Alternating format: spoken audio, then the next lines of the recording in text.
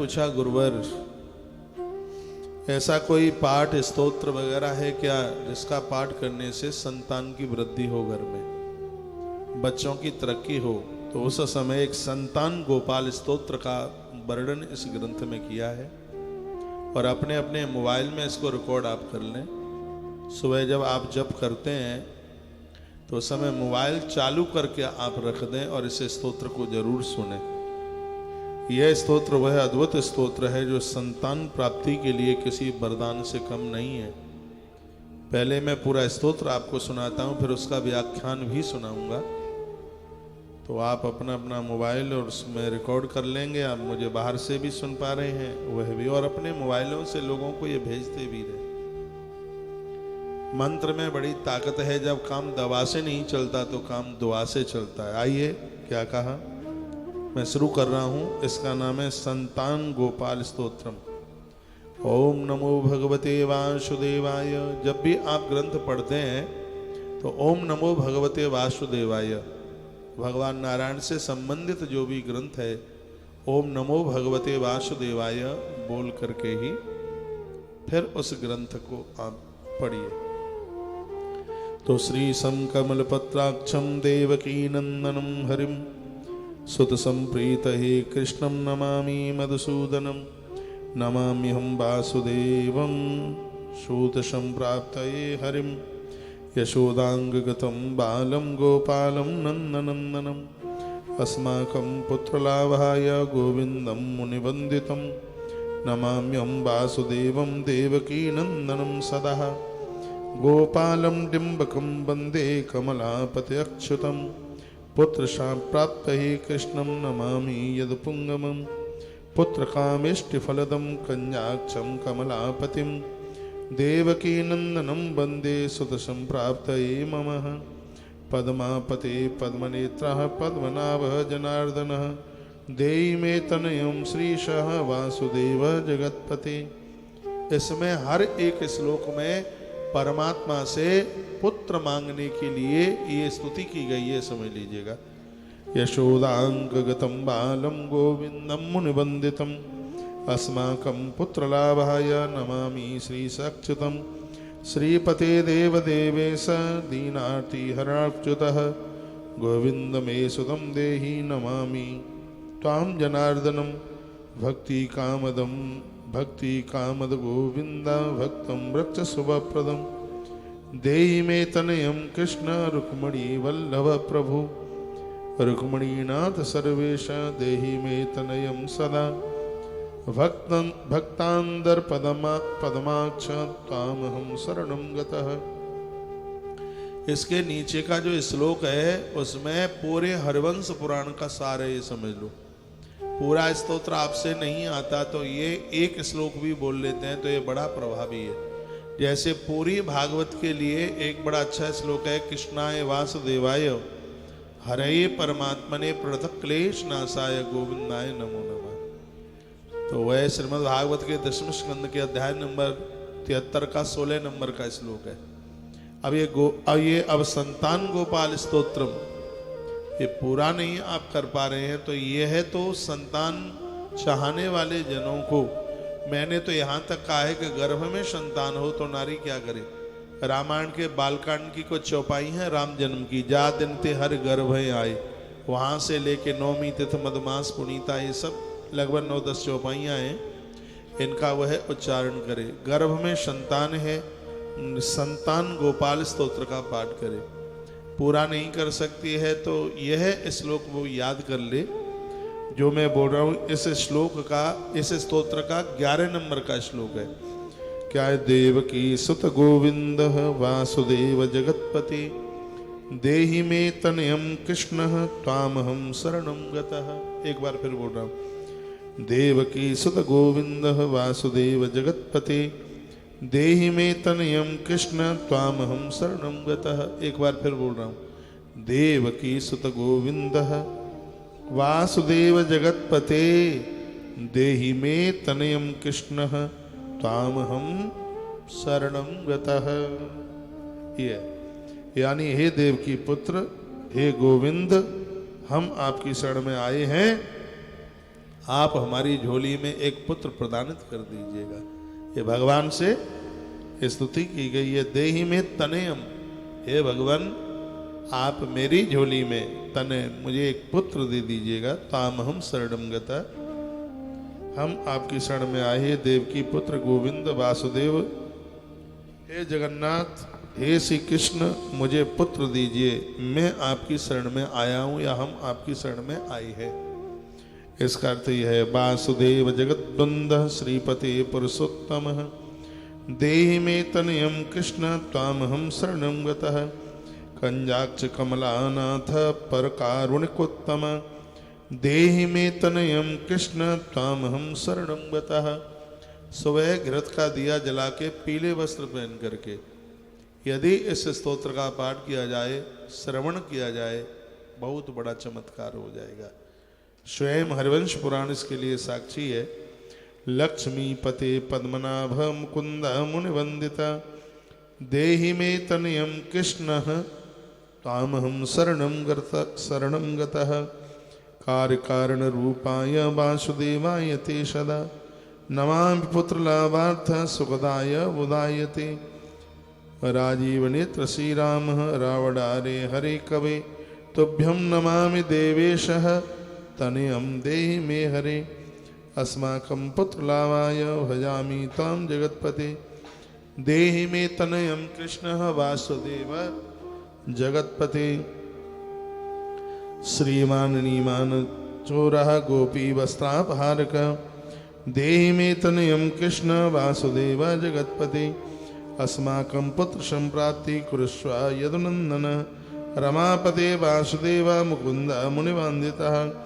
वासुदेव सुतं देहि तनयं देहि माधव, पुत्रं मे देहि श्रीकृष्ण वत्सं देहि महत्प्रभु। डिम्बकं देहि श्रीकृष्ण आत्माजं देहि राघव, भक्तिमन्दार मे देहि तनयं नंदनंदनः। नंदनम देहि मे कृष्ण वासुदेव जगत्पते। कमलानाथ गोविंदः मुकुंद मुनिवंदितः, अन्यथा शरणं नास्ति त्वमेव शरणं मम। सुतं देहि श्रियं पूर्वं प्रदोहितम्। यशोदास्तन्नपानज्ञः पिबन्तं यदु, यशोदास्तन्नपानज्ञं पिबन्तं यदुनन्दनं। वन्देऽहं पुत्रलाभार्थं कपिलाक्षं हरिं सदा। नन्दनन्दन देवेश नन्दनं देहि मे प्रभु। रमापते वासुदेवः, रमापते वासुदेव श्रियं पुत्रं जगत्पते। पुत्र श्रियं पूर्वं पुत्रं मे देहि माधव। अस्माकं दीनवाक्याय अवधारय श्रीपते। गोपाल हृदं गोविंद वासुदेव रमापते। अस्माकं डिम्बकं देहि श्रियं देहि जगत्पते। मध्वाक्षतफलं देहि देवकी नन्दनाच्युतः। मम पुत्रार्थितं धन्यं कुरुस्व यदुनन्दन। याचेऽहं त्वां श्रियं पुत्रं देहि मे पुत्रसम्मदम्। भक्ति चिंतामणे राम कल्पवृक्ष महाप्रभो। आत्माजं नंदनं पुत्र कुमारं डिम्बकं सुतं। अर्भकं तनयं देहि सदा मे रघुनंदनः। वंदे संतान गोपालं साधवं भक्त कामदम्। अस्माकं पुत्र संप्राप्तै सदा गोविंद मच्युतम। मैंने इसमें से 31 श्लोक यहाँ से बोले हैं और श्लोक है 101। कथा छूट जाएगी, टाइम लग जाएगा बहुत ज़्यादा। इसलिए यदि आपके पास में हरिवंश पुराण की कथा है, हरिवंश पुराण का ग्रंथ है, तो हरिवंश पुराण में इस पुत्र प्राप्ति के लिए इस संतान गोपाल स्तोत्र का वर्णन किया गया है, तो उसमें आप पढ़ सकते हैं। अब मैंने तो देखा नहीं, हो सकता है शायद गूगल पे भी होता हो, है संतान गोपाल। उसको पढ़ेंगे कैसे? मैंने एक 30 श्लोकों का यहाँ से उच्चारण किया है, और संस्कृत में आप न पढ़ पाए तो उसको हिंदी में पढ़ लीजिए। पहला श्लोक है, श्रीशम कमल पत्राक्षम देवकी नंदनम हरिम सुत संप्राप्त कृष्णम नमामि मधुसूदनम। मैं पुत्र की प्राप्ति के लिए हे लक्ष्मीपति हे कमल नयन, हे देवकी नंदन, हे सर्वव्यापी, हे मधुसूदन, मैं भगवान श्री कृष्ण आपको वंदन करता हूँ, आपको प्रणाम करता हूँ। आपकी कृपा से मुझे संतान मिल सकती है, आपकी कृपा से मेरी संतान सुरक्षित रह सकती है, ऐसी प्रार्थना भगवान को की जाती है। और पूजा पाठ के द्वारा जो संतान प्राप्त होती है वो बड़ी अद्भुत होती है। अयोध्या में एक ऐसा राजा हुआ था जिसको कोई संतान नहीं थी, ग्रंथ में वर्णन है। उस राजा का नाम था दिलीप। वंश निर्वंश हो रहा था, कोई औलाद नहीं थी। बताते हैं कि जिंदगी की हर समस्या का समाधान गुरुजनों के चरणों में हो जाता है। तो कहीं और जगह नहीं गए, वह सीधे अपने गुरुदेव वशिष्ठ के चरणों में पहुंचे। कहा, गुरुजी मैं बड़ा दुखी हूं, क्या यह वंश मेरे संग ही निर्वंश हो जाएगा? क्या इस वंश का दिया जलाने के लिए, क्या इस वंश में कोई औलाद नहीं होगी? हमने तो गुरुदेव अभी तक यह सुना था, इस लोक से लेके परलोक तक की ऐसी कोई वस्तु नहीं है जो गुरुदेव के चरणों में बैठ करके ना मिलती हो। वशिष्ठ मुनि ने कहा, बेटा मिलती है, गुरु के प्रति श्रद्धा हो, गुरु के प्रति विश्वास हो, वो मिल जाती। बहुत बड़ी बात है कि विश्वास बना रहे, श्रद्धा बनी रहे। गुरुदेव वशिष्ठ ने कहा, तुम्हारी बात सही है कि गुरु दरबार में सब कुछ मिलता है।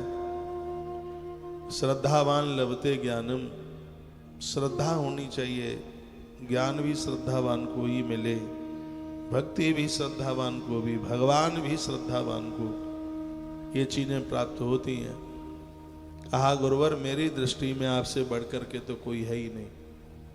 आप मेरे लिए गुरु ही नहीं, आप मेरे लिए गुरुओं के भी गुरु हैं, आप मेरे लिए ईश्वर हैं। आंखें भराई गुरुदेव वशिष्ठ की। गुरुदेव वशिष्ठ ने कहा, बेटा मेरे दोनों हाथ तेरे सिर पर हैं, और ऐसे पुत्र का जन्म होगा तेरे यहाँ, ऊपर रहेगा आकाश, नीचे रहेगी धरती, तब तक उस पुत्र का नाम नहीं मिटेगा। बेटा ये गैया लेकर के जाओ, तुम दोनों के दोनों मीठा दूध करके इसका दूध पीना। कच्चा दूध बांझपन को खत्म करता है, ध्यान रखिएगा। अंदरूनी बीमारी को खत्म करता है कच्चा दूध गौ माता का, उसमें थोड़ी मिश्री डाल करके उसको पिया जाए। और मैं बराबर जब ये नारियल देता हूं तो मैं बोलता हूं कि इस नारियल का तुम्हें करना क्या, रिकॉर्ड कर लो क्या करना है, नहीं आप भूल जाएंगे। यहाँ से नारियल आप लेके जा रहे हैं, वैसे आचार्य जी ने बताया आपको, कुछ थोड़ा अंतर रह गया हो तो मैं निवेदित कर देता हूँ। यहाँ से आप नारियल और 2 फल लेके जा रहे हैं। एक फल पत्नी को खाना है, एक फल पति को खाना है। आपकी श्रद्धा है, मेरी बात को ऐसे मत कहीं दूसरे हिसाब से मत लगा देना। कुछ ऐसे भी फल यहाँ लेकर के बहनें आती हैं जो बिल्कुल कीड़े मकोड़े खा गए, उन्हें बिल्कुल खट्टे हैं, बिल्कुल गुठली जैसे सेब है, केला इतना बड़ा है, पिपला रहा है। ये फल आपको, ये फल क्या है, परिणाम है ये फल आपको खाना है। ये फल की बड़ी महिमा है, ये फल की बड़ी विशेषता है। फल तो बढ़िया से बढ़िया होना चाहिए, शुद्ध होना चाहिए, स्वच्छ होना चाहिए, पवित्र होना चाहिए, उसको धो करके लेके आओ। ये कमाल तो इस फल का ही तो है कमाल। पूर्व काल में भी इन फलों के द्वारा संतानों के जन्म की बात कही गई है। खीर के प्रसाद से संतान के जन्म की बात कही गई है। चरो खीर का प्रसाद, जो यज्ञ डालते हुए बचा हुआ प्रसाद, इससे संतान प्राप्ति की बात कही गई है। ये बड़ी विशेष है, ये इसमें पूरी श्रद्धा होनी चाहिए। आचार्य जी ने एक बात कही थी, ये आपकी झोली में फल ही नहीं डाला गया, ये समझ लो आपकी झोली में संतान डाली गई है। सुना था आपने? जैसे शब्द कहा, मेरी छाती को झकझोर दिया गया। यहां से 2-2 फल आपको दिए गए हैं, एक नारियल दिया गया है, नारियल को फोड़ना नहीं है। आपके घर में जहां मंदिर है, दाहिने हाथ पर, मंदिर के दाहिने हाथ पर इस नारियल को रख दो, कलावा लगा के रख दो, पीला वस्त्र में बांध के रख दो। सीधा भी रख सकते हैं, मंत्रों से अभिमंत्रित है। 2 फल पति और पत्नी को एक एक फल खाना है। पति दूर रहता है, यदि बाई डाक के द्वारा व्यवस्था हो सके तो उसको भेज दीजिएगा। केला तो सड़ जाएगा, बचेगा नहीं। हाँ, सेब जा सकता है वहां तक। यदि असमर्थ हैं पहुंचाने में तो दोनों फलों को नारी खा ले, पत्नी खा ले। दूसरे दिन से ही आरंभ कर दे। घर में कच्चा दूध है तो कटोरी में कच्चा दूध ले, नहीं है गंगा जल ले, वो भी नहीं है जल ले।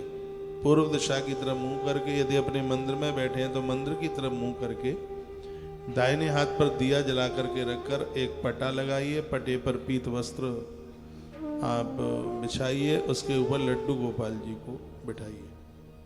घी का दिया जल रहा हो और आप पीले वस्त्र पहने हो। संतान के लिए तो बहुत कुछ त्याग तब करना ही होगा।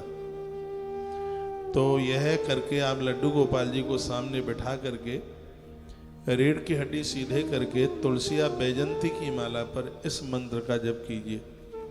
वो उसका नाम ही है संतान गोपाल बीज मंत्र। ओम क्लीम कृष्णाय गोविंदाय गोपी जनवल्लभाय स्वाहा। ओम क्लीम कृष्णाय गोविंदाय गोपी जनवल्लभाय स्वाहा। कम से कम 108 बार इसका जप करना है। जप करने के बाद भगवान को मत्था टेकिए, सूर्य भगवान का दर्शन कीजिए। सूर्य दर्शन से बहुत बीमारियां समाप्त हो जाती हैं। पूजा पाठ से फ्री होने के बाद पति पत्नी दोनों हैं तो दोनों आधा आधा दूध पीजिए, जूठा नहीं, एक दूसरे का। अलग अलग बर्तन में ले लीजिए। यदि पति बाहर है तो उस दुग्ध को अकेली नारी पी सकती है। इसमें से दूध, गंगाजल या जल का बहुत बड़ा प्रभाव है इसमें।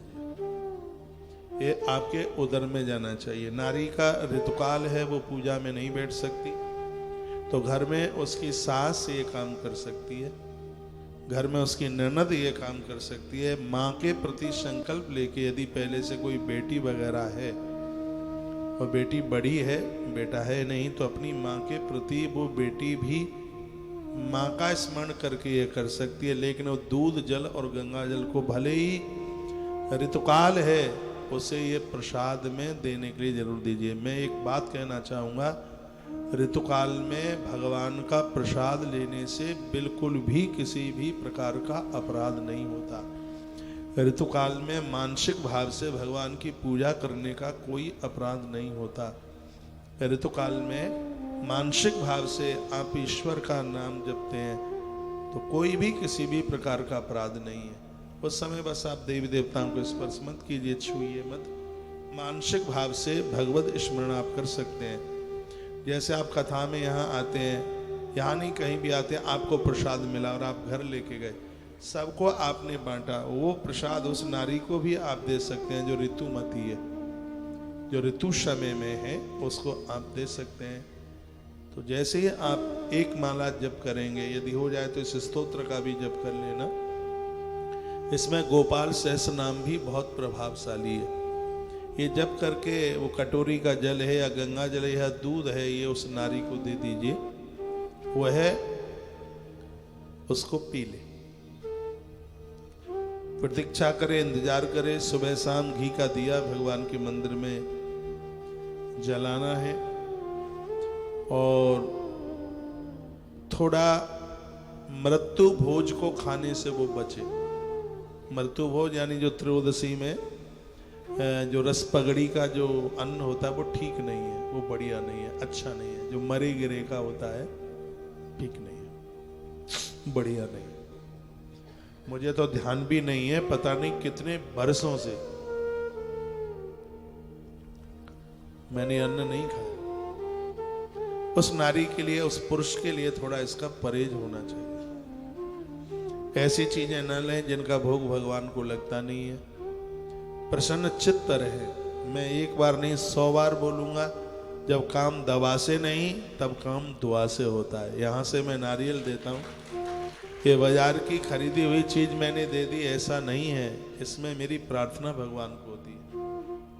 और मैं हृदय की बात बोल रहा हूँ, जब मैं आपको नारियल दे रहा हूँ तो मैंने भगवान को प्रार्थना की है भगवान मैंने कार्तिक मास व्रत उपवास किए हैं, यदि इसका किंचित मात्र भी मुझे पुण्य मिल रहा है तो इन बहनों को तू संतान दे दे। मैंने भगवान को प्रार्थना की। व्यासपीठ का प्रभाव है, यहाँ का आशीर्वाद लगता है, भगवान की कृपा, ये सब ईश्वर की कृपा से, आदमी कुछ नहीं कर सकता उसमें।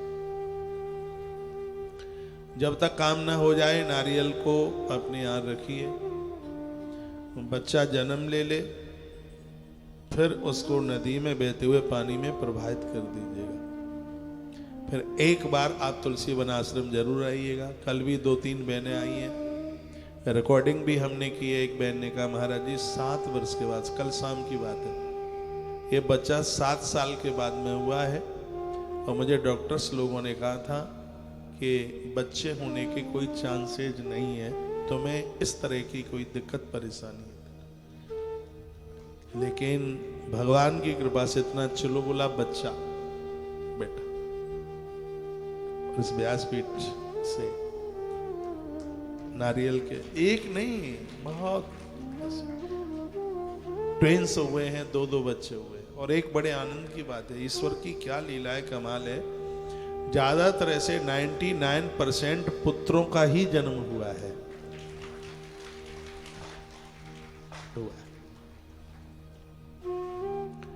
एक आध को पुत्री भी हो गई। पुत्री इसलिए हो गई क्योंकि वो बद से यही कहती रही, पता नहीं बेटा होगा कि नहीं, कहीं बेटी ना हो जाए। अब वो यही सोचती रही कि कहीं बेटी ना हो जाए, तो बेटी हो गई। फिर हाँ, वो तो जैसा आप चिंतन कर लेंगे वैसा ही तो होगा। मुझे किसी ने कहा था कि महाराज जी बिटिया हो गई है।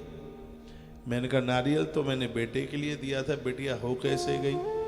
मैंने फिर ऐसे ही पूछ लिया, कहीं तुम्हारे मन में ये तो नहीं लगता था कि कहीं बेटी ना हो जाए, बेटी ना हो जाए? तो बोलती महाराज जी मैं तो रोज ही बोलती थी कि कहीं बेटी ना हो जाए। मैंने कहा तो इसलिए तो बेटी हो गई है।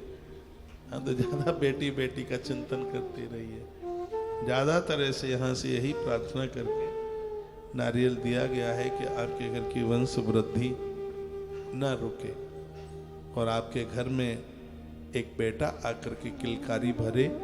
आज भी कार्तिक पूर्णिमा में मैं ऐसे ही भगवान से प्रार्थना कर रहा हूँ। ये तो मैंने इसकी नियमता बता दी। एक कथा सुना रहा हूँ जो संतान प्राप्ति के लिए बड़ी अद्भुत है। वो कथा बीच में से उधर बताने को चला गया। गुरुदेव वशिष्ठ ने कहा बेटा गैया की सेवा करना और दोनों गौ दुग्ध पीना, अपने हाथों से गौ माता का गोबर उठाना, ऐसे संतान का जन्म होगा। जब तक ऊपर आकाश नीचे धरती रहेगी तब तक उस बेटे का नाम बना रहेगा। राजा दिलीप उस गैया को लेके गए। पति और पत्नी दोनों गैया की सेवा करते हैं। गौ माता नंदिनी की सेवा करी और समय आने पर 6 ही महीना सेवा करी थी। 7वें महीने में तो राजा दिलीप की पत्नी के गर्भ में संतान चल के आ गई। ये बालक 10.5 महीने अपने मां के पेट में रहा। 10.5 महीने के बाद में इस बच्चे का जन्म हुआ। गुरुदेव वशिष्ठ ने उस बच्चे का नाम रखा भगीरथ। ये वही भगीरथ हैं जो मां भगवती गंगा को धरती पर उतार करके लेके आ गए। तो आशीर्वाद में तो बड़ी ताकत है। बस यह विश्वास होना चाहिए, तो प्रभु बिल्कुल कृपा करते हैं। तो ये स्तोत्र मैंने सुनाया, इसमें लिखा है मैं पुत्र पाने की कामना से हे यदुकुल तिलक मैं आपको प्रणाम करता हूँ। आप साक्षात कमलापति हैं, आप स्वयं नारायण हैं। गोपाल बालक रूप से गौओं की रक्षा में लगे हुए आप ही तो हैं। हे भगवान पुत्र संप्राप्त हे कृष्णम नमामि यद पुंगवम। हे यदुराज हम आपको प्रणाम करते हैं। मुझे पुत्र की प्राप्ति हो इसके लिए मैं पुत्रिष्टि यज्ञ का फल देने वाले हे कमल नयन लक्ष्मीपति देवकी नंदन हे श्री कृष्ण मैं आपको प्रणाम करता हूँ। पुत्र कामिष्टि फलदम कंजाक्षम कमलापति। सुन लीजिए, जो स्तोत्र मैं आपको सुना रहा हूँ, इस स्तोत्र का पाठ करने से पुत्रेष्टि काम यज्ञ करने का फल प्राप्त होता है। इतनी बड़ी इसकी महिमा है। पुत्रेष्टि काम यज्ञ का फल प्राप्त होता है। हे भगवान, यशोदा के अंक में बाल रूप से विराजमान तथा अपनी महिमा से कभी दूर न होने वाले मुनियों के द्वारा वंदित हे लक्ष्मीपति गोविंद, मैं आपको प्रणाम करता हूँ। आप मुझे एक पुत्र की प्राप्ति करा दीजिए। हमें हमारे घर में आप हमें एक संतान दे दीजिए। हे श्रीपति, दीन दुखियों की पीड़ा को दूर करने वाले हे गोविंद, मुझे पुत्र दीजिए। जनार्दन, मैं आपको प्रणाम करने के लिए आया हूँ। 8 नंबर के श्लोक में कहा, गोविंद में सुतम देही नमामि तम जनार्दन। हे जनार्दन, हमें आप पुत्र दीजिएगा। भक्तों की कामना पूर्ण करने वाले हे गोविंद, भक्तों की रक्षा करने वाले हे श्री कृष्ण, हमें आप पुत्र दे दें। देवकी पुत्र गोविंद, वासुदेव, जगन्नाथ, श्री कृष्ण, मुझे पुत्र दीजिए। हम आपकी शरण में आए। हर श्लोक में पुत्र की कामना की गई। तो हरवंश पुराण के माध्यम से ये भी कुछ बातें मैंने आपके बीच में रखी दी हैं, जिनको सुनकर के भी बड़ा अच्छा लग रहा है, बड़ा बढ़िया लग रहा है। बोलो भक्तवत्सल भगवान की जय हो। ये स्तोत्र मैंने आपको सुनाया है। अब मैं कल की उस कथा से मैं आपको जोड़ रहा हूँ, जहाँ रुक्मिणी ने भगवान से इच्छा की थी। कहा था, भगवान पुत्र इच्छामि देवेशः तत्तो माधव नंदन। भगवान, मुझे एक पुत्र चाहिए, उसके लिए आप कृपा कर दो।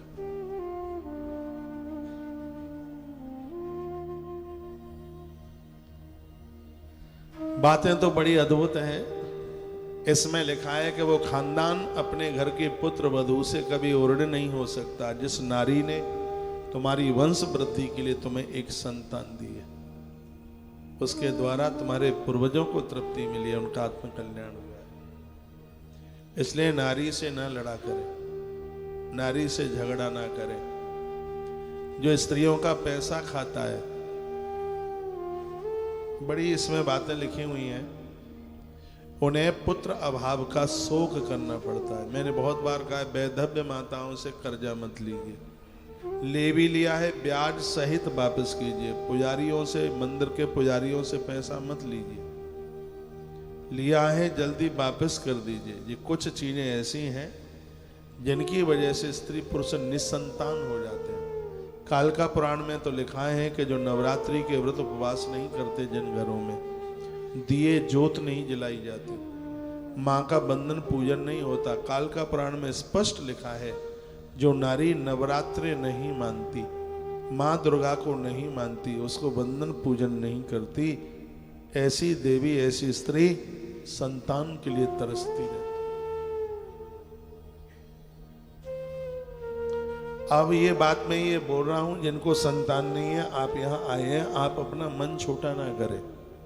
यदि ये मैं बात नहीं बोलूं तो फिर दुनिया की बहनों को कैसे पता लगे कि मां नवरात्रि के पूजन की कोई महिमा है। वर्णन यह भी है, जो श्री कृष्ण जन्माष्टमी में भगवान कृष्ण को नहीं मानते, उन्हें बंधन प्रणाम नहीं करते, उनका स्मरण पूजन नहीं करते, ऐसे लोग आने वाले समय में एक एक संतान के लिए तरस जाते हैं। लिखा तो ये भी है, जो गर्भ में बच्चों की हत्या करते हैं, ब्रह्म पुराण में वर्णन है, जो स्त्रियां गर्भ में बच्चों को मारती हैं, चाहे वो बेटी हो चाहे हो वो बेटा, ये जघन्य अपराध है। ऐसी देवियां आने वाले समय में एक एक बच्चे के लिए तरस जाती हैं। जो माता पिता बेटियों को गाली गलौज करते हैं, जो माता पिता बेटियों को गालियां देते हैं, उनका अपमान करते हैं, उन्हें उल्टा पुल्टा कहते हैं, ऐसे लोग आने वाले समय में एक एक संतान के लिए तरस जाते हैं। तो यह त्रुटि, यह गलती बिल्कुल कभी भी ना हो। एक और अच्छी बात कही गई है, जिसको पढ़ करके मुझे बड़ा आनंद हुआ, वो ये है, जिस नारी को संतान नहीं है, ऐसी नारी का समाज यदि अपमान करता है, अपमान करने वाले लोग भी आने वाले समय में एक एक संतान के लिए तरस जाते हैं। ये हरवंश पुराण में वर्णन। भगवान ने आपको बच्चे दिए, संतान दी है, बहुत अच्छी बात है। जिस नारी को संतान नहीं है ऐसी नारी का अपमान करने वाले लोगों के बच्चों की आयु क्षीण होती है, उनकी औलाद की पुत्री, उनकी औलाद की उम्र कम होती है, और अग्रसर जन्म ऐसा होता है कि वह लोग एक एक संतान के लिए तरस जाते हैं। मैं कहूँगा कि जिस नारी को संतान नहीं है, औलाद नहीं है, ये सिर्फ उसकी भी कमी नहीं, तुम्हारे खानदान की भी कमी हो सकती है। इसी ग्रंथ में वर्णन है कि तुम्हारे खानदान में पूर्व में कोई आत्महत्या करके मरा है, तो इसकी वजह से भी उस घर में नारी बांझ हो गई, वह संतान को जन्म नहीं दे पा रही है। उसका एक कारण यह भी होता है, इसलिए तो श्राद्धों को करना जरूरी होता है। नारी का चाहे जहां कुछ दिन ऐसे हैं जहां नारी को घर से बाहर नहीं निकलना चाहिए, कुछ होली के दिन है, यहाँ इन दिनों में तांत्रिक लोग बहुत उल्टा पुल्टा करते हैं। कुछ दिवाली के दिन है, उसमें भी तांत्रिक लोग बहुत उल्टा पुल्टा करते हैं। सिंदूर लगा हुआ नींबू और उसके ऊपर कोई पाम पड़ जाए, तांत्रिक लोग ये करते रहते हैं। मैं किताबों में मैं पढ़ता रहता हूँ, यदि गर्भिणी नारी का पाम उसके ऊपर पड़ जाए तो गर्भ में पलने वाले बच्चे को भगवान बचाए तो ही बचे। ये लोग इतने घटिया किस्म के लोग हैं कि ये नारी की कोख बांध देते हैं। कोई भी मेडिकल रिपोर्ट में कोई ऐसी कमी नहीं होती, कोई दिक्कत नहीं होती, फिर भी संतान नहीं हो पाती। ये ऐसा घटिया काम करने वाले लोगों की कमी नहीं है इस धरती पर, बहुत उल्टा पुल्टा करते हैं। इसलिए मैं कहता हूं कि आप सबके घर में गोविंद कृष्ण की पूजा हो। कन्हैया की पूजा करने से उसकी कोख को कोई बांध नहीं सकता। मां दुर्गा के कवच का पाठ करने से आपके ऊपर किसी भी नींबू और मिर्च का कोई प्रभाव हो नहीं सकता। ये मैंने पूर्व की नवरात्रा में बात बोली है। काल का पुराण वैष्णो देवी से सुनाया था, मैंने विस्तार पूर्वक इस बात के ऊपर चर्चा की। आपके घर में आपका स्वास्थ्य ठीक नहीं है, बेटी नवरात्रा करे, पति करे, पत्नी करे, 100% सनातनियों के घर में नवरात्रा का उपवास होना चाहिए। माँ की कृपा से आपकी बेटी को अच्छा घर वर मिलता है, माँ की कृपा से आपके घर में बढ़िया बहू आती है। माता जानकी को अयोध्या की किसी एक नारी ने पूछा, बेटी तू कितनी बड़भागिनी है, हमारा पुत्र राम तुझे पति के रूप में मिला है। तो माँ जानकी ने कहा, हाँ ये माँ भगवती जगदम्बा की कृपा है, मैं अष्टमी का व्रत उपवास करती रही, माँ की पूजा आरती करती रही। माता रुक्मिणी भी परम्बा की परम भक्तानी है। वो तो भगवान के आने से पहले वो दुर्गा के मंदिर में ही पूजा कर रही थी, वो भागवत में कथा थी। राम जी के धनुष तोड़ने से पहले माँ जानकी को भी दुर्गा पूजन की बात रामायण के बालकांड में कही। तो इन देवी देवताओं को मानते रहिए। हमारे सनातन संस्कृति में देव पूजन की बहुत बड़ी महिमा है।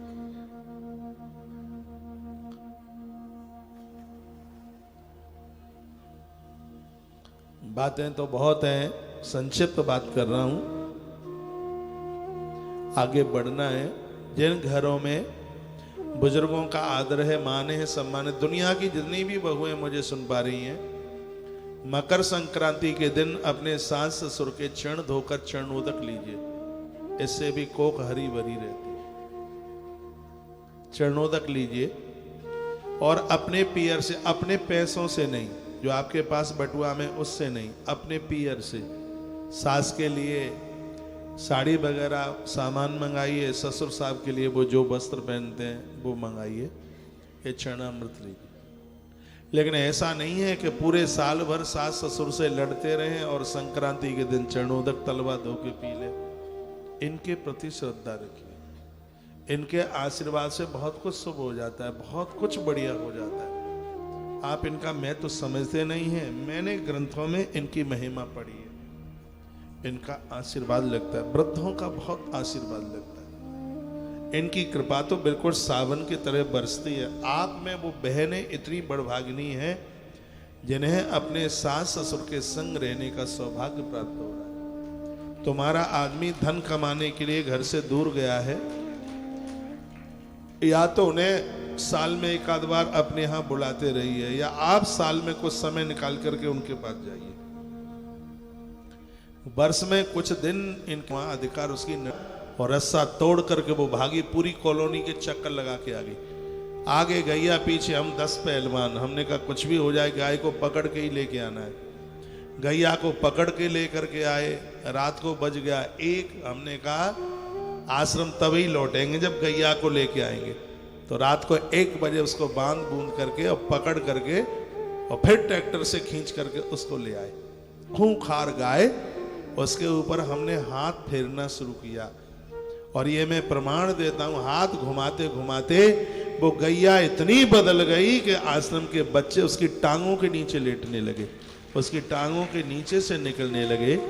अरे तुम्हारे प्रेम के द्वारा पशु बदल जाएंगे तो तुम्हारे प्रेम के द्वारा इंसान क्यों नहीं बदलेंगे? उनको तुम्हारे स्नेह की जरूरत है। जितना प्रेम तुम अपनी बेटियों को करते हो, 1/4 प्रेम आप अपनी बहुओं को भी कर लो। समय से तुम्हें भोजन मिलेगा, तुम्हारा ध्यान रखा जाएगा, पूरा जीवन निकल जाता है। बहुओं को अपना नहीं माना जाता। इस देश में ये बहुत बड़ी दुविधा है। मैंने देखा किसी घर में एक बेटा, माँ और उसका पापा और उसकी बहन। मैं भी बैठा था एक सोफे पर, वो कुछ ऐसी बात कर रहे थे और इतने में बहू अचक से आ गई मुझे पानी देने के लिए।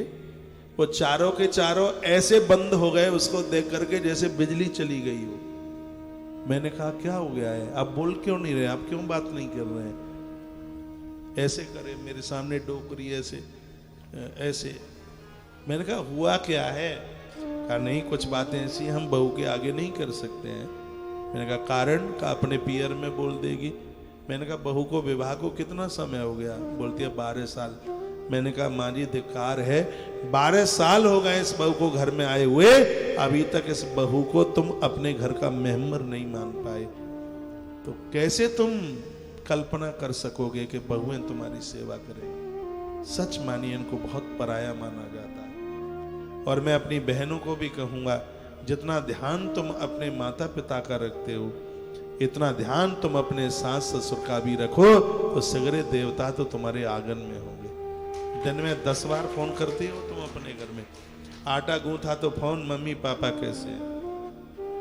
सब्जी छौंकी तो फोन, मम्मी पापा कैसे हैं? 10 मिनट में जुकाम हो गया उन्हें, दिन में 10 बार पूछते हैं। कभी आप अपने सास ससुर को भी पूछते हैं आपकी तबीयत कैसी है, आप कैसे हैं? आप भाई को फोन करते हैं, मम्मी बीमार है, और दुकान से जैसे ही लौटे, सुन पहले दवाई देना जाके। मेरी बात हुई अभी अभी, वो बहन भाई को ससुराल से ही फोन कर रही है, सुन रहा है चिंटू, समझता है, ज्यादा मुंह चलाएगा तो थप्पड़ मारूंगी यहीं से। वो ऐसे अधिकार के साथ बोल दिया। मम्मी को दवाई लेके जाना, लेकिन कभी तुमने अपने पति को फोन किया है क्या? माँ बीमार है, बाबूजी ठीक नहीं है, उधर से तुम लौट के आओ तो एक सिरप लेके आना, उन्हें खांसी ज्यादा हो रही है। हमें जीवन में वही मिलता है जो हम कर रहे हैं, वही मेरा निवेदन। आप मेरी बहन है, और बहन तो वही है जो भाई की बात माने। मैं प्रार्थना करता हूँ, आज ये बुजुर्ग बहुत दुखी है। यदि ये बुजुर्ग दुखी न होते तो वृद्धाश्रम बनवाने की लोगों को जरूरत ही क्या पड़ती। और संभ्रांत परिवार के बुजुर्ग इतने दुखी हैं। गुरुदेव ने कहा कोई बात नहीं है, धरव धीर होइए सुतचारी। संसार से 1 गुना मांगोगे वो नहीं मिलेगा, गुरुजनों से मांगोगे 1 गुना मिलेगा 4 गुना। गुरुदेव वशिष्ठ ने कहा था राजा दशरथ को, दशरथ राजा की जन्म पत्री में पुत्र का योग नहीं था बिल्कुल, लेकिन गुरुदेव का जो आशीर्वाद था वो बड़ा अद्भुत, और संतान भी साधारण नहीं थी। धर्म भरत के रूप में आ गया, मोक्ष राम के रूप में आ गया, वैराग्य लक्ष्मण के रूप में, और अर्थ है वो शत्रुघ्न के रूप में आके प्रकट। गुरुजनों की जब कृपा हो जाए, वृद्धों की कृपा हो जाए, इनकी कृपा की अनुभूति कीजिए। छोटी थोड़ी सी तो जिंदगी है, किससे मन मुटाव, किससे रूठे बैठे। आप कहते हैं सास मां जेठानी को ज्यादा मानती है, अरे कोई उसमें गुण होगा, वो आप क्यों नहीं कर रहे थे? चलो ठीक है, सास तुम्हें नहीं मानती है, लेकिन आप अपनी श्रद्धा को अलग मत कीजिए। एक कथा आती है एकलव्य की, वो आप सबने सुनी होगी। गुरुजी ने अर्जुन को बड़ा माना, और उसको तो दीक्षा ही नहीं दी, उसको तो विद्या ही नहीं दी। वो कह के गया था, गुरुदेव मैंने सुना है यदि शिष्य के अंदर पात्रता हो जाएगी वो आपके बिना रह नहीं पाएगी, आपके पास यदि विनम्रता का आभूषण है तो। और बहुत आग्रह पूर्वक ये मैं निवेदन कर रहा हूं, वंश वृद्धि को कैसे आगे बढ़ाया जाता है। सिर्फ नारियल पूज करके और 2 केले खा करके बच्चे हो जाते हैं, नहीं, अपने स्वभाव को बदलना पड़ेगा, अपनी व्यवस्थाओं में परिवर्तन करना पड़ेगा। तो किसी ने मुझे कहा था कि 600 नारियल दिए तो 400 को ही क्यों संतान हुई, 600 को क्यों नहीं हुई? 600 को इसलिए नहीं हुई, किसी के मन में मन मुटाव था, परिवार में द्वंद्व मचा हुआ था, सास ससुर के प्रति श्रद्धा नहीं थी, देवताओं के प्रति श्रद्धा नहीं थी, अकड़ थी, ऐंठ थी, स्वभाव ठीक नहीं था, अंदर विषैलापन था, इसलिए उसका जरूर ये कहीं न कहीं कोई अंतर आया। पूर्व की कुछ ऐसी घटनाएं रही, इसलिए वो सबका। अरे मंदिर में तो हजारों जाते हैं, मंदिर में तो पुजारी भी रहता है, तो 24 घंटे घंटी बजाता है। हम और आप जैसे लोग मंदिर जाते हैं, हमारी मनोती पूरी हो जाती है, लेकिन पुजारी 24 घंटे मंदिर में रहता है, उसकी मांग पूरी नहीं हो पाती, उसकी कामना पूरी नहीं हो पाती। क्यों नहीं हो पाती? उसके लिए वो एक प्रतिमा है पत्थर की, जयपुर की मंडी से, जयपुर के बाजार से खरीदे गए भगवान है उसके लिए तो। लेकिन जो एक श्रद्धा से मंदिर में जाता है, उसके लिए वो प्रतिमा नहीं है, उसके लिए वो भगवान है। वो दर्शन करता करता रो पड़ता है, इसलिए उसकी मांगे पूरी हो जाती है। तो मंदिर में जाते हैं हजारों, तो ये नहीं कि हजारों का काम बनता है, कोई पात्रता के साथ जाता है, उसका काम तत्काल बनता है, श्रद्धा के साथ, नियम के साथ जाता है। आप में से बहुत लोग हैं जो हर महीने बांके बिहारी आते हैं। मुझे कोई सज्जन मिले थे, 8-5 मैं बालाघाट का कार्यक्रम करके आया था, तो ऐसे ही हम मुलाकात हुई और सत्य घटना है व्यासपीठ से, बिल्कुल सत्य। उन्होंने कहा, महाराज जी किराए पर रहता हूँ और बड़ा दुखी हूँ, पत्नी झगड़ा करती है, सास ससुर बहुत लड़ते हैं मुझसे, कि हमने कैसा दामाद देख लिया जिसके पास रहने को जगह भी नहीं है, और ऐसा कुछ उपाय कर दो कि मकान अपना बन जाए। ये बात रही होगी लगभग 29 मार्च की बात रही होगी ये, और मैं बहुत प्रत्यक्ष रूप से निवेदन कर रहा हूं। मैंने उनको बोला कि कुछ समय तक तुम लग करके नियम से बिहारी जी का दर्शन कर लो, बांके बिहारी जी का दर्शन रोज, और वो भी सुबह वाला दर्शन, शाम और सुबह के में अंतर है, दर्शन थोड़ा था। बिहारी जी तो वही है, फिर भी सुबह भगवान को अभिषेक हुआ है, सुबह में मंगल आरती हुई है, मंगल आरती हुई है, और उस समय पुजारी लोग भी बिना कुछ खाए पिए मंदिर खोले हैं, बिना खाए पिए, अन्न खाए बिना उन्होंने भगवान की पूजा करी है। तो उस समय की बात अलग है, और शाम की तो पूजा में कुछ खा पी करके, आलस भी है, प्रमाद भी है, सो सा के आ गए, लेट बाथरूम करके भी आए हैं, और उतनी शुद्धता, उतनी शुचिता, उतनी पवित्रता नहीं रही है, हो सकता है ऐसा भी। तो मैंने उनको बोला था कि तुम सुबह के समय में बिहारी जी के लग के दर्शन कीजिए, और आप विश्वास करेंगे उस व्यक्ति ने 17 दिन ही दर्शन किए थे, और 18वें दिन में तो बने बनाए मकान की सौदा हो गई। रुका हुआ LIC से पैसा मिल गया था कोई, हाँ, जिसमें कुछ दिक्कत परेशानी हो रही थी, कुछ ऐसा ही कुछ रहा होगा, लेकिन बिहारी जी ने ऐसी कृपा करी, आलीशान मकान मिल गया उनको। तो हम जो नियम से देवताओं को मानते हैं और देव ना दे, ऐसा कैसे हो जाएगा? कभी नहीं हो सकता। तो आप जो हरिवंश पुराण की जो कथा आप सुन रहे हैं, मैं पूरे देश को, अपनी बहनों को, माताओं को, भाई लोगों को, सबको कहूंगा, और इतना भी नहीं है कि सिर्फ अकेली बहुओं का भी ये सिर्फ उनका ही धर्म है, नहीं, सबका, घर में जितने भी लोग हैं, एक दूसरे का आदर कीजिए, एक दूसरे का मान कीजिए, एक दूसरे को देख के प्रफुल्लित होइए। कभी जेठानी का बेटा आपके पास आ जाता है, समझ लो कि आपका मधुसूदन ही आ गया, आपका बेटा आ गया, खुश होइए उसे देख के। वो भी जाके गए, आज बड़ी मम्मी के पास गए थे, आज चाची के पास गए थे, माँ मुझे गले लगाया, मुझे खाने के लिए दिया, चाची बहुत अच्छी है। और जब बच्चे ये कह दें कि चाची बहुत अच्छी है, तुम्हें कहीं से जो कुछ नहीं मिल सकता वो प्रकृति आपको दे देगी। ऐसा जीवन तो जिए, करके तो दे। थोड़ा सा मुट्ठी भर तो जीवन है जिंदगी। मुंह फुलाए बैठे, मुंह लटकाए बैठे, कोई किसी से बात करने को तैयार नहीं है। ऐसी दुर्गंध आ रही है जैसे आम गोदाम में सड़ गया है बिल्कुल। कुछ सड़े सड़ाए से मुंह लिए रहते हैं, चेहरे पर रौनक नहीं है। कौन सी गमी में अंदर घुस गए हैं बिल्कुल, चेहरे पर रौनक नहीं, मुस्कुराहट नहीं है। इतना बड़ा टेंशन है उन्हें, पता नहीं किस गमसुदा की तलाश में लगे हुए, गुमसुदा की तलाश में लगे हुए। ऐसा जीवन, लटकू मुंह। उनका तो नाम तो लटकी लटकू रख दिया जाए तो ज्यादा ठीक है। उनके चेहरे पर मुस्कुराहट ही नहीं होती है। ऐसा क्यों ऐसा हो रहा है? ईश्वर के भरोसे जीवन, तेरे भरोसे मेरी गाड़ी, तू जाने तेरा काम जाने। वो कोई किसी ने कोई भजन गाया था, तेरे भरोसे मेरी गाड़ी, तू जाने तेरा काम जाने। तेरे भरोसे मेरी गाड़ी, तू जाने तेरा काम जाने। उसके भरोसे जीवन, काम आप कीजिए, भरोसा उसका रखिए। वो हजारों हाथ वाला है। वेद कहता है सहस्र शिरेखा पुरखा सहस्राक्ष सहस्रपात। उसके हजारों मुख हैं, उसके हजारों हाथ हैं। तुम तो 2 ही हाथ से मांगते हैं, जब 1000 हाथ से देता है तो हाथ 2 संभाल नहीं पाते हैं जीवन में। कितना ऐसे ईश्वर के ऊपर भरोसा रखे, उसको आनंद हो जाएगा। इस हरवंश पुराण में उस हरि की कथा कही गई है जो डूबता हुआ हाथी उसको बुलाता है और पहुंचने में देर नहीं करता। उस हरि की है। हरि उसे कहते हैं जो हमारे अपराधों का हरण कर लेता है, हमारे पापों का हरण कर लेता है। हरि हर्त पापानी, जो हमारे पापों का हरण कर ले, वही तो हरि है।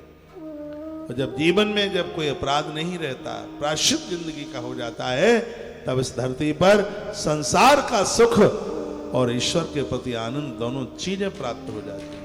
संसार से आनंद नहीं मिलता, संसार से सुख मिलता है, और ईश्वर चिंतन में आनंद मिलता है। इसलिए भागवत जैसे ग्रंथों की भी कथा सुख से आरंभ नहीं, आनंद से आरंभ होती है। सुख टिकाऊ नहीं है, आनंद टिकाऊ। भगवत कृपा तो आनंद देती है। तो आनंद चाहना है तो ऐसा जीवन जी लो जहां दुख की रात ही न देखनी पड़े। तो पुत्रमिच्छामि देवेश त्वत्तो माधव नंदन। नंदन शब्द लिखा है, हे नंदन नंदन, आपके आने से आपके माता पिता को बड़ा आनंद हो गया। भगवान आनंद ही स्वरूप है। इस दिन जिन्हें प्रकट होते हैं तो कथा में क्या कहते हैं? नंद के आनंद भयो जय कन्हैया लाल की। आज कथा का विराम है। हरवंश पुराण में भगवान के जन्म महोत्सव का वर्णन भी किया। आइए 2 मिनट भगवान का प्राकट उत्सव मनाए लेते हैं, नंद उत्सव मनाए लेते हैं, उनका जन्म महोत्सव मनाए लेते हैं। आज नारियल दी है और अभी आरती के बाद भी मैं व्यासपीठ से नारियल दे के ही और मैं यहाँ से तभी नीचे उतरूँगा। और जिनकी पोतियाँ बैठी हुई हैं वो लड्डू गोपाल जी लेके जाइए। आप कहोगे इतने घर में हो जाएंगे, कोई दिक्कत नहीं है। बेटी ससुराल के लिए जावे तब 1 लड्डू गोपाल उसको दे देना।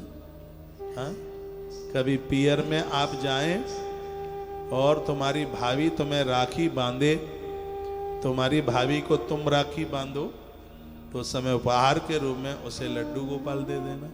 और अपने जो भी आपके अपने, लेकिन देना उन्हीं को जो पूजा कर सकते। आप मुझसे 4 बार मांगते हो महाराज जी सालग्राम, तो मैं समझ लेता हूँ कि इन्हें सालग्राम की जरूरत है, फिर पर्ची परेशान कर देता हूँ, ले लो वहां से। और बगल वाले ने लिए हैं, ये उसकी वजह से ले रहे हैं कि वास्तव में इनको जरूरत है, मुझे तो पता लग जाता है। आप सालग्राम मांगे और मैंने मना कर दिया हो तो कहीं ये भी हो सकता है कि आप पड़ोसी को देख के मांग रहे हो, अभी पूर्ण श्रद्धा नहीं है, नहीं तो मना करने का कोई मतलब ही नहीं उठता, ये भी हो सकता है।